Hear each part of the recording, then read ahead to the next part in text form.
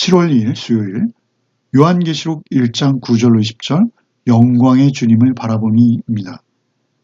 사도 요한께서는 어떻게 이 글을 쓰게 되었는지 설명하십니다. 주님께서 명령하셨기에 이 글을 기록하게 되었다는 것이죠. 자신이 기록한 것들은 주께서 들려주시고 보여주신 내용이라는 것입니다. 사도께 보여주신 그 주의 모습은 다시 살아나신 그리스도로서 이제는 심판자이시며 또한 교회의 수호자로서 자신의 모습을 드러내셨다는 것입니다. 십자가에까지 낮아지셨던 모습과는 크게 대조되는 다른 모습으로 주님을 뵙게 되는 것이죠. 9절로 10절을 먼저 읽겠습니다. 나 요한은 너희의 형제요 예수의 환난과 나라와 참음에 동참하는 자라. 하나님의 말씀과 예수를 증언하였으므로 말미암아 반모라는 섬에 있었더니 주의 날에 내가 성령에 감동되어 내 뒤에서 나는 나팔 소리 같은 큰 음성을 들으니 이르되 내가 보는 것을 두루마리에 써서 에베소, 서머나, 버가모, 두아디라, 사데, 빌라델비아, 라오디기아 등 7교회에 보내라 하시기로. 먼저 이 글을 쓰고 있는 요한 사도 자신은 이 글을 읽고 있는 당시 성도들에게 자신을 형제라고 소개합니다. 형제란 한 어머니의 피를 받은 가족 관계이죠. 그러나 그들은 실제 혈연으로 맺어진 관계는 아닙니다. 그럼에도 그리스도의 피로 말미암아 새롭게 맺어진 관계이기에 이제 형제라 하는 것이죠. 나 요한은 너의 형제요 예수의 환난과 나라와 참음에 동참하는 자라고 소개하시죠. 예수의 피로 한 형제가 된 그들은 이제 피를 나눈 관계일 뿐 아니라 더불어서 세 가지 예수의 환난과 나라와 참음에 동참하는 자들이다 라고 하는 것이죠. 원문에는 형제와 동참하는 자, 이 둘이 하나의 관사로 연결됩니다.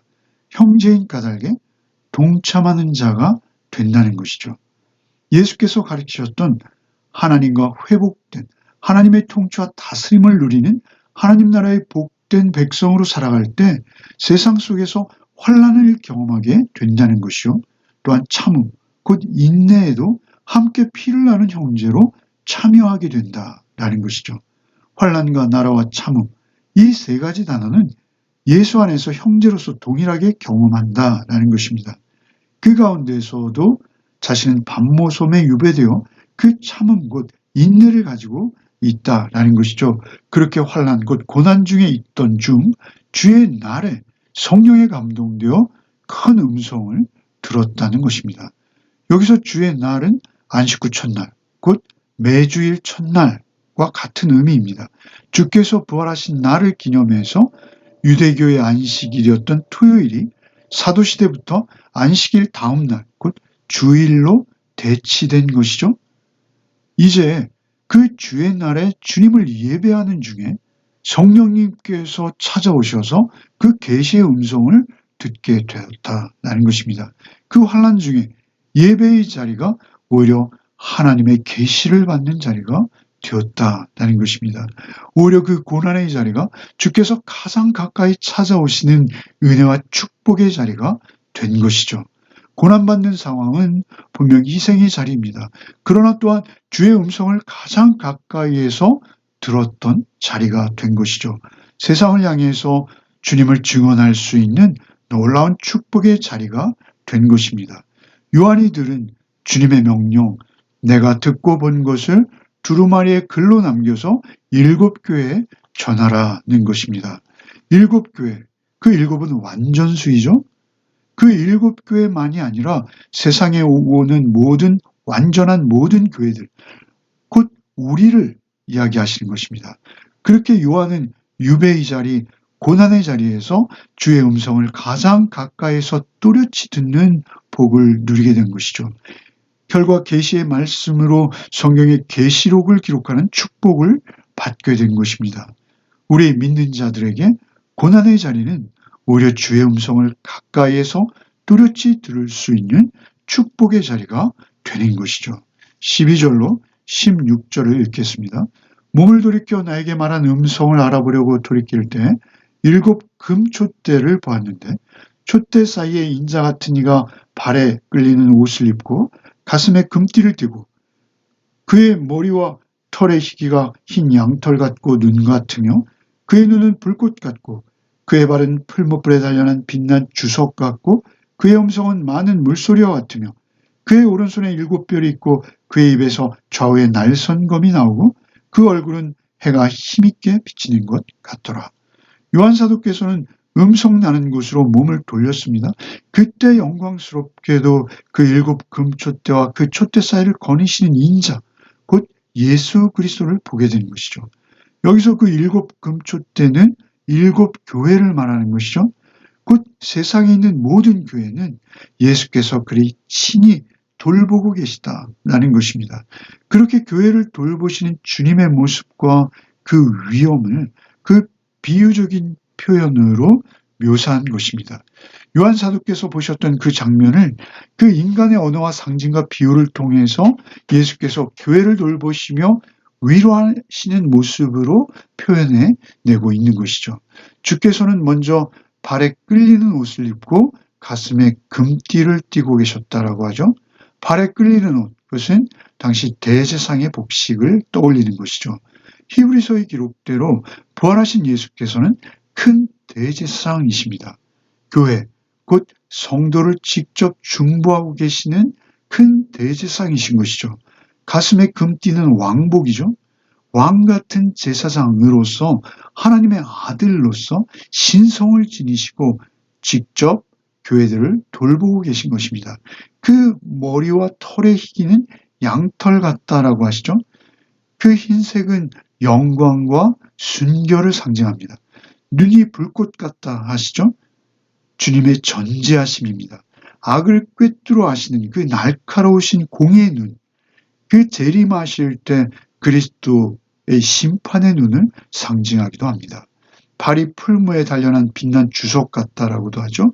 주께서 다시 오실 때 그 영광과 권능으로 오셔서 모든 더러운 무리와 반대자들을 그 밟아 심판하시겠다라는 것을 상징하는 것입니다. 주의 음성은 많은 물소리라는 것이죠. 많은 물, 홍수와 같은 물, 그 불강력적인 그 주님의 권위, 거스를 수 없는 위엄을 나타내는 것입니다. 그의 오른손은 특별히 힘과 보호와 능력과 그 통제를 상징하는 것입니다. 그 오른손에 7뼈이 있다 하시죠. 7뼈는 7교회의 사자, 나가서 전 세계에 흩어져 있는 모든 교회의 사자를 말하는 것입니다. 곧 모든 교회가 주의 능력의 강력한 오른손에 들려서 그 영광과 보호 중에 있다라고 말씀하시는 것입니다. 그의 입에서는 좌우에 날선 검이 나오며 얼굴은 해가 힘있게 비치는 모습이라고 하죠. 입에 날선 검, 그 말씀으로 만국을 심판하시는 주님을 상징합니다. 얼굴이 해같이 비치는 것은 마치 이 땅에 계실 때 변화산상에서 빛나는 모습으로 변화되셨던 것처럼 그 영광과 그 신성하심과 그 우월하심이 그분을 말하고 있다는 것입니다. 당시 교회는 참으로 큰 위기 중에 있었습니다. 로마의 박해가 얼마나 심각했는지요. 그러나 그렇게 무너진 것처럼 보이는 공동체일지라도 그 고난과 연약함 가운데 있음에도 주께서는 교회를 친히 돌보시며 말씀으로 다스리시며 또 위로하시며 그 영광과 신성과 우월하심으로 친히 지켜 보호하고 계시다라는 것입니다. 그 죽음을 정복하시고 모든 세계와 피조물 위에 계신 주께서 교회와 성도들을 직접 그 개개인을 빠짐없이 자신의 큰 권세와 영광으로 돌보고 계신다라는 것이죠. 그것은 오늘날 우리 교회와 우리 성도들도 동일한 돌봄 속에 있음을 알 수 있게 하는 것이죠. 이제 17절로 20절을 읽겠습니다. 내가 볼 때 그의 발 아래 엎드려져 죽은 자같이 되매 그가 오른손을 내게 얹고 이르시되 두려워하지 말라. 나는 처음이요 마지막이니 곧 살아있는 자라. 내가 죽기 전에 죽었노라. 볼지어다 이제 세세토록 살아있어 사망과 음부의 열쇠를 가졌노니 그러므로 내가 본 것과 지금 있는 일과 장차 될 일을 기록하나 내가 본 것은 내 오른손에 7별의 비밀과 또 7금촛대라. 일곱 별은 일곱 교회의 사자요 일곱 촛대는 일곱 교회니라. 요한은 주의 발 앞에 엎드려져 죽은 것처럼 되었습니다. 죄에 물든 유한한 인간이 하나님을 배울 때 죽은 것처럼 될 수밖에 없는 것이죠. 그렇게 엎드러진 요한에게 주께서 다가오셔서 주의 오른손, 곧 그 권능의 손을 얹으시고 두려워 말라 하고 친히 말씀하십니다. 두려워하지 말라라는 것은 자신이 처음과 마지막 되신 분이시다 라는 것이죠. 예수께서는 자신의 처음과 나중이라는 표현으로 소개하십니다. 이것은 우리가 어제 보았던 알파와 오메가, 그 시작과 끝이라는 표현과 동일한 것이죠. 예수께서 자신 역시 성부 하나님과 더불어 영원하시며 유일하신 한 분 하나님과 동등되시다라는 것을 직접 선언하시는 것입니다. 전에는 죽었으나 이제는 살아있는 자라고 말씀하시는 것이죠. 십자가에 죽으신 그 역사적 사실을 말씀하시며 죽었으나 오히려 주님의 죽음은 하나님의 아들로서 생명을 제한시킨 사건이 아니라 생명을 수여할 수 있는, 생명을 줄 수 있는 구속사를 이루는 순종의 사건이 되었다라는 것입니다. 결과 그 사망과 음부의 열쇠를 주께서 가지셨다라고 하시는 것이죠. 여기서 음부는 분리된 영혼이 머무는 곳, 죽음으로 인해 들어가는 보이지 않는 세계, 곧 히브리어는 스올입니다. 지옥이죠. 예수께서는 고난과 죽음, 부활을 통해서 사망의 영역, 그 지옥까지 정복하시고 이제는 영원히 살아계셔서 죽음의 영역까지 주관하는 그 열쇠, 곧 주님의 권능과 주권을 선언하시는 것이죠. 즉 죽음과 죽음의 나라를 이제는 더 이상 두려워할 필요가 없다는 것입니다. 죽음으로 무기 삼고 있는 그 사단의 권세를 이제는 두려워할 필요 없다라고 선언하시는 것이죠. 이 모든 것, 보고 들은 것은 물론요, 앞으로 있을 일도 기록해서 전하라고 요한에게 다시 명령하시죠. 그리고 이제 요한 사도가 본 그 주의 오른손의 일곱 별은 일곱 교회의 천사다라고 해설해 주시죠. 일곱 촛대는 일곱 교회다라고도 풀어주십니다. 오늘 말씀은 반모섬 고난 중에서 주님을 배웠던 요한의 증언입니다. 요한이 배웠던 그 주님은 당시 그 과거의 주님만이 아니시죠.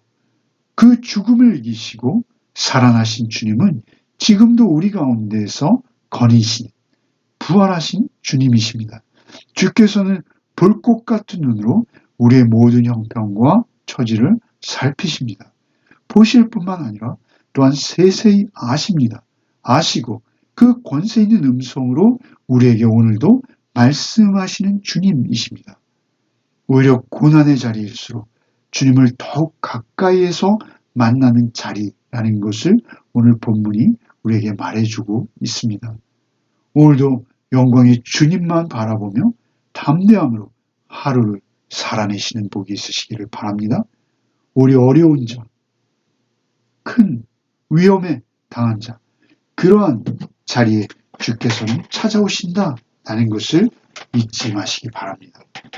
그 두려움 앞에서 우리는 담대함으로 오히려 그 어려움이 새로움을 깨닫게 하는 전혀 다른 주님의 은혜의 경험이 될 수 있다는 것을 기억하시는 한 날이 되시기를 바랍니다. 기도하시겠습니다. 주님, 반모의 그 고난 속에서도 주님의 영광을 바라보았던 그 요한 사도처럼 우리도 눈을 들어 주님만을 바라보게 하여 주시옵소서. 주께서 우리 하나하나의 삶과 또 교회 또한 친히 돌보고 계심을 믿습니다. 오늘 하루 어디에 있던 우리가 있는 바로 그 자리가 주의 임재의 자리가 되게 하여 주시옵소서. 두려움 대신 담대함으로 주님과 온전히 동행하는 하루가 되게 하여 주시옵소서. 예수 그리스도 이름 받들어 기도하옵나이다. 아멘.